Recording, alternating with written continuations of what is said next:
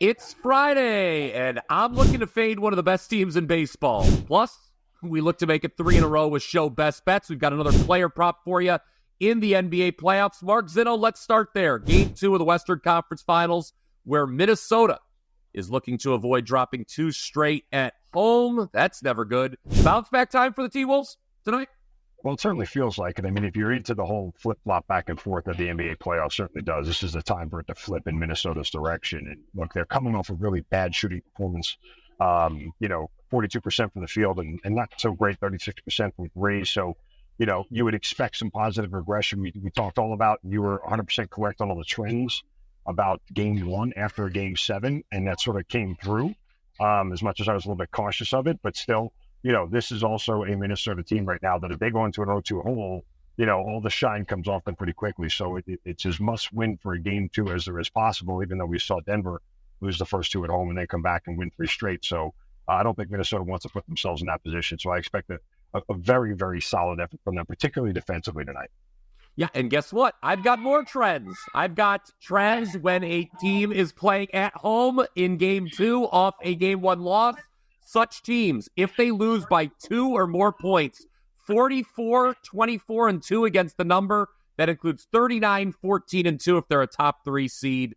As a reminder, Minnesota is a 3 seed. Yes, always proceed with caution with trends. I am just telling you what history says. All right, we are going to be giving you that best bet for game 2, just a few minutes. It is a player prop again. Each of the last 2 nights, we've cashed a player prop here on the Morning Wager. We had Luka over his point total in game 1 of this series on Wednesday. Last night, Tyrese Halliburton under his point total. It was a little Jeff Galooly special, in your words there, Zinno, as he was unable to finish the game. We caught a break. But don't be shy letting us know how you are betting tonight's Mavericks T-Wolves matchup. You can do that. It's very simple. You just comment down below. Love all the comments we're seeing on YouTube on a daily basis. Also comment with your favorite MLB bets for Friday. Here is one that I've got. This is my half of the double play. It is the Reds plus 1.5 against the Dodgers. Now, I assume the Dodgers are going to be a very popular side tonight. They're coming off back-to-back losses. But I want to fade James Paxton. You might be wondering, why is that? Well, he's 5-0. The team is 7-1 in his 8 starts, and his ERA is 2.84. Well, Paxton's expected ERA is nearly 3 full points higher. This guy has been way more lucky than he has been good. His stuff plus rating is a putrid 74. And tonight is the Reds' second straight time facing Paxton. They scored 3 runs in 6 innings off him last week, hit 2 home runs. I know it's been a lousy month of May for Cincinnati, okay? But here's where taking the plus 1.5 on the run line can come in handy. No team in baseball, Mark, has more 1-run losses than the Reds. They are 1-11 in 1-run games. But the bottom line is this. 60% of the time this season, they have either won or lost by a run. Losing by a run, I'm cool with that because I got plus 1.5. That is my half of the double play. Cincinnati plus 1.5. What are you cooking, man? Yeah, remember last year when the Padres lost all those one-run games, and you and I kept saying to each other, they have to, this has to regress, right? No, actually it doesn't, and it never did. So just be cautious of that. All right, but my half of the double play, I'm going to go to the Cleveland Guardians and the Los Angeles Angels of Anaheim. We still have the Anaheim on there anyway. This is a very weird line to me. Look, Cleveland is a much better team, and I mean a much better team than the Angels. And the Angels are a minus 110 favorite here at home. You get 2 lefties on the mound here, Logan Allen and Patrick Sandoval, rather. Logan Allen gets 6.2 runs of support. Here's the interesting thing that really sold me on this about how bad the Angels are at home. 6-16 straight up and 9-13 on the run line this year. Just for reference, guys, if you look at, where the Angels are overall, they're 28-22 on the run line overall, but yet 9-13 at home. So they have been much better on the road than they have been at home this year. We're going to try to take advantage of that here. Clearly, the Guardians have the better lineup. I think they're the better team. I think this is a mispriced game. I don't think there's anything about the Angels here that leads you to believe that they should be a favorite here. And this is also an Angels team that isn't scoring at home this year at all. And so I feel this sets up quite well here with Logan Allen on the mound. Even though both of these teams hit lefties pretty well, I'm going to trust the Guardians lineup here to do the heavy lifting. I mean, guys, I know we get this out in the show, but I like this enough to be a client play here. And if you really wanted to chase some plus money here, I don't think laying the 1.5, given the Angels' record on the run line at plus 146 in that range is a bad play at all. So if you wanted to chase some plus money, might not be a bad spot to do it here with the Guardians and Logan Allen on the mound. My half of the double play. In all Ohio double play on the show this morning. I love it. As Zinno goes with the Guardians, I'm taking the Reds plus 1.5. You know, Mark, when you were talking there, I went to WagerTalk.com and I clicked on the leaderboard for NBA.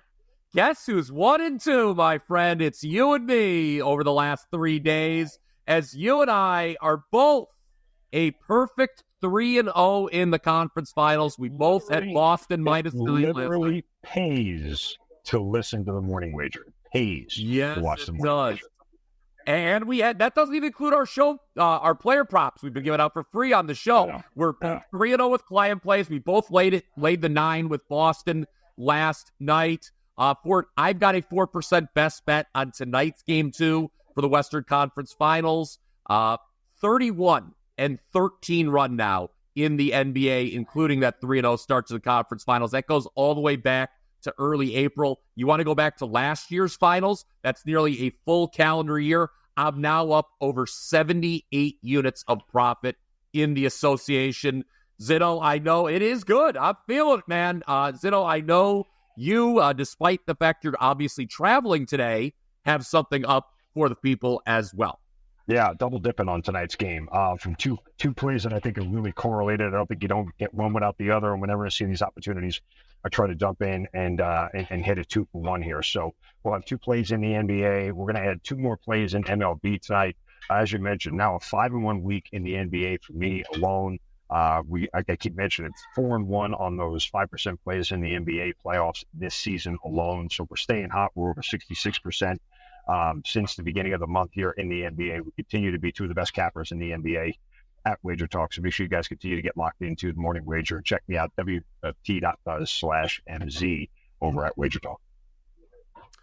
All right, the moment you've all been waiting for, it is show best bet time. And today's player prop, we are looking at the rebound market and Rudy Gobert to go over 12.5 rebounds. This is the first time in the postseason, Mark, you and I were talking before the show, that he is coming off back-to-back games with single-digit rebounds.